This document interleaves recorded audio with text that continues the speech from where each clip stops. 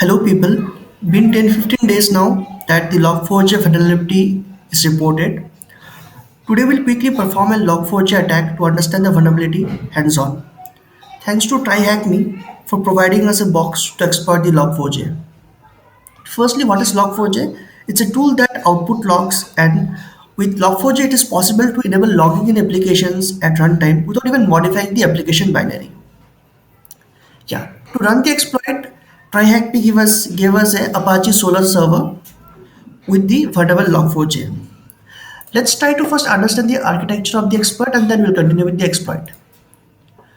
Talking about the exploit, so we as an attacker, whenever we try to send a vulnerable string or we can say an JNDI lookup, what does the server do? The server tries to log it.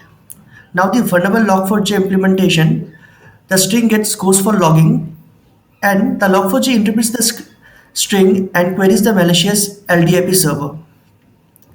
Now, what we'll need is, first of all, we'll need a JNDI string. We'll need a malicious LDAP server where the log4j will send the, execute the basically query. And using the malicious LDAP server, we need to connect to one more server where we will build our exploit and try to upload the exploit in the vulnerable server and try to exploit the server. Is the basic architecture of the exploit. Let's run it. So I have my commands handy. Also, we can go through this page, which will give you detailed study, which will give you detailed hands-on, where you can learn how to perform these exploits. How to run scans. I mean, and get more information regarding this exploit. But I'll directly run towards the main exploit.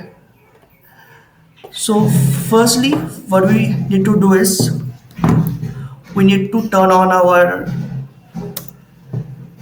malicious LDAP server. It's on.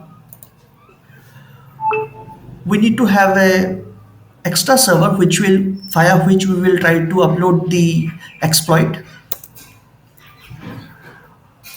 We will surely need a listener to capture to do the remote code execution. And the finally is the command which is basically sending an JNDI string to the server. Okay, now this server is hosted over here. If you notice, it's an Solr Apache server. And let's try to upload this JNID string. So as I hit enter, it gives me the response. Now if I go back to my malicious server, if you notice, it says that it has sent and reference result, basically the exploit.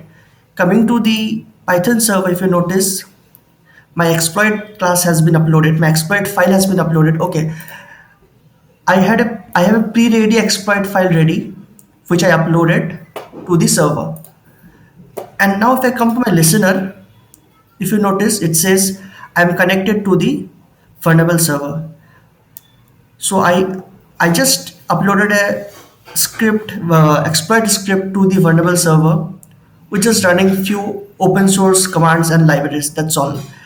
Now I'm in the server. Now if I just type who I am,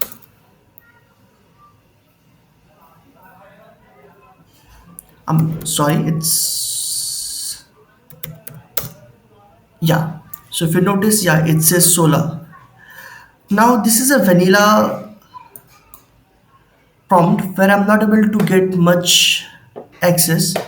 For that, what I will do is I will run a Python bash command and try to get more access to it. Great.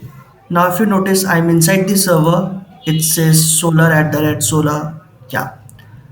If basically we can see anything inside the server right now. Yes.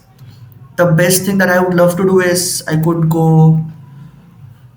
just change the password of the server. But yeah, that's for a later stage. For this video, it's the scope of this video was just to show you that we can how we can remotely execute code on the server. Thank you for now.